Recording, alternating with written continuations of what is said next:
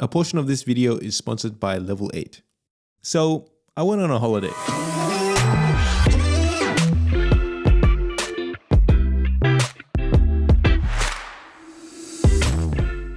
Even though this was supposed to be a trip for rest and relaxation, there was no way I could leave you guys hanging. So I took this trip as an opportunity to show you guys what I bring with me when I travel to ensure a smooth trip. And since I sacrificed a bit of my holiday for this video, please do give the video a like. It would really help out. I'm not gonna lie, there's always a level of anxiety right before I travel. Leaving home, I'm always worried I've left something behind. So that's why I think it's important to have a proper travel tech setup. Tech that's designed to make travel more comfortable, allow me to capture memories, and make sure everything is running when I need it. First things first, I'm not the biggest fan of flying, but unfortunately, it's really the only fast way to get around. So I'm always looking for ways to make the trip a little bit more comfortable, which is why my first piece of tech is a pair of Moondrop Space Travel Earbuds. These are a pair of truly wireless active noise cancelling earbuds, which for me is a must to cut out the loud humming coming from the plane. To be honest, I stumbled upon these earbuds on Amazon right before my trip, and they were a bit of a spontaneous purchase because I was completely sucked in by how cool these things look. Even if they're not really your style, you have to admit, the transparent case and open design are pretty unique. The earbuds are held in place with magnets, and they are strong, so I never had any issues with them falling out of the case, even with the open design. Although the sacrifice for such a cool design is that they are a little bit harder to get out of the case. Instead of pulling them out, you kind of need to slide them out via the stem. That goes the same for putting them back in as well. You need to place your fingers on the side to guide the earbuds back into position. This does cause a bit of an issue with the touch controls though, but I'll talk about that a little later on. Sound-wise, I really wasn't expecting much, especially given its price point. I picked these up for $36.99 AUD or around about $25 USD. But I have to say, I was pretty impressed. The ANC was able to cut out a lot of the plane noise, and the earbuds as a whole produce a sound that has some pretty great resolution. It also has a pretty impressive suite of touch controls which you can customize through the Moonlink companion app. So there are a whole range of functions that you can map to different controls, and the space travelers can actually differentiate between single taps, double taps, triple taps, and there are even different controls for the length of time you hold onto the earbuds. The only issue I had was the fact that the stems are super sensitive to touch, which was a bit of a problem when taking them out of the case where I would routinely activate one of the functions by mistake. Overall though, these are a pretty impressive pair of earbuds, especially at this price point.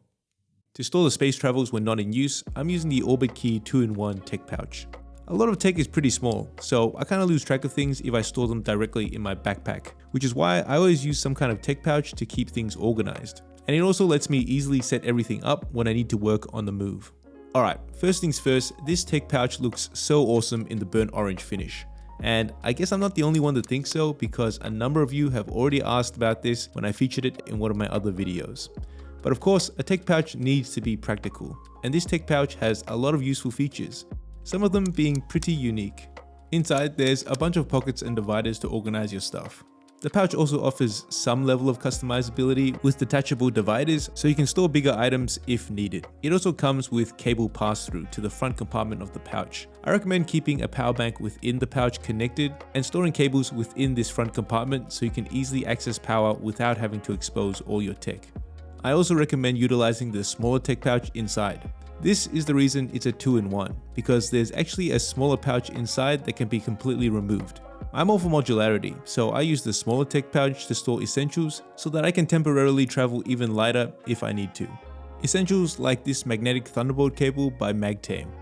I never really thought I'd end up having a favorite cable, but I do, and this is it. It's a super versatile cable, and it solves the biggest problem that cables have, which is the fact that they're messy.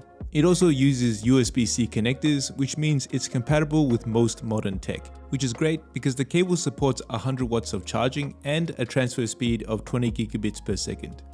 While 100 watts is not enough to fast charge a MacBook Pro, Apple Silicon is efficient enough that it will still top up power with 100 watts, even if you're using the laptop.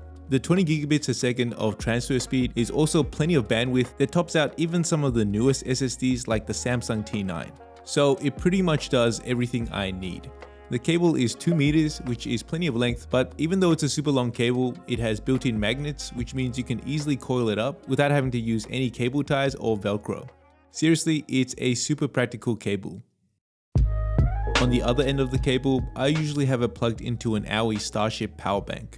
Flights are long and they can get seriously boring, so I always want to make sure I have enough juice to keep my devices powered up no matter what, which is why the Starship is so useful. Coming in with a whopping 40,000 mAh battery, it's got enough capacity to charge my 16-inch MacBook Pro from 0 to 100% and still have battery left over for my other devices. I also like that it has a display, not just because it looks cool, but it's good to know what's happening with your power bank. The screen shows battery percentage as well as power in and power out. Not gonna lie though, it could use with a bit more brightness.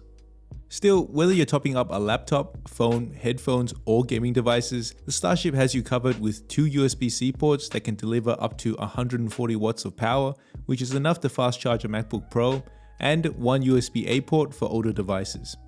On the back of the power bank, it also has USB-C power input, and it can actually receive 140 watts of power, so technically you could use this as a charging station as well. Still, I like to carry a dedicated charger for my charging station though. Something small and compact like this Ugreen Nexode X 160 watt charger. I'd say there are 3 main things I look for when it comes to travel chargers. A decent amount of ports for charging multiple devices, great power output for fast charging, and a compact form factor, so that's why I use this one. It has 3 USB-C ports plus a USB-A port.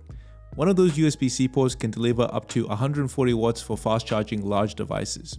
It also supports PPS charging, which means it's compatible with Samsung's 45 watt super fast charging 2.0, and it's pretty compact, so it will easily fit into my tech pouch. Of course, tech isn't the only thing you bring with you when you're traveling. There's a lot more stuff, and you definitely want to move it as smoothly as possible. So proper storage in a good suitcase is recommended.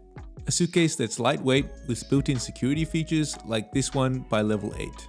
Honestly, when it comes to packing, for me, it's all about compartmentalization. Keep things separated to keep things organized. So I like that this suitcase comes with a bunch of useful packing cubes of different sizes, one of which has customizable inserts. To keep track of everything, the cubes also come with Velcro badges that I can swap around and use as labels. Of course, all of this wouldn't matter if the suitcase didn't have a great set of wheels. But honestly, I think this was the smoothest set of wheels that I've tested on a suitcase so far, which just made it so easy to transport, even with my backpack sitting on top, which my back was definitely thankful for. Overall, the suitcase is lightweight, which means it doesn't take up all of my precious carry-on capacity, and the built-in TSA lock means I don't have to fiddle around with keys dealing with a separate padlock. But before you lock up your suitcase, you're going to want to weigh it with one of these. This is not the most glamorous piece of tech, but trust me guys, this is a massive time saver. I don't know about you guys, but I find myself packing my bags at the last minute more times than I'd like to admit. The last thing I want to do is grab the scale out of my bathroom to weigh my luggage. So this is a simple piece of tech that takes the hassle out of weighing my stuff, which in my eyes is a major convenience. Now, something that's been a bit of a game changer for me when it comes to travel has been the Insta360 X4. Because of the X4's 360 capture, it is unbeatable when it comes to capturing memories.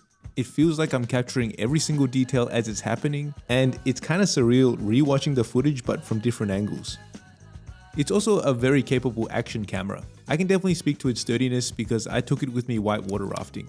Unfortunately, we did capsize and my leg was stuck in the raft, meaning I was upside down and the X4 was being dragged along the bottom of the river for a good minute before I was able to free myself. I'm happy to report the X4 still functions, and because of the removable lens cover, there was no damage to the camera itself. Getting footage off the X4 is also really easy with the Insta360 phone app, where you can download the footage directly from the X4 over Wi-Fi. The app also has built-in tools for quick editing. If you have a ton of footage, you can also download the footage over the USB 3.0 port and edit on a computer with the Insta360 Studio app. Okay, so an essential part of my travel tech, and I guess more broadly as my everyday tech, has been the Samsung S24 Ultra. This has been an absolute beast of a phone that has had so much utility, such as the implementation of circle to search that has made looking stuff up so much faster. I mean, Google Lens has been around for a while now, but this just streamlines it to another level. Searching something has been simplified to a few really quick steps.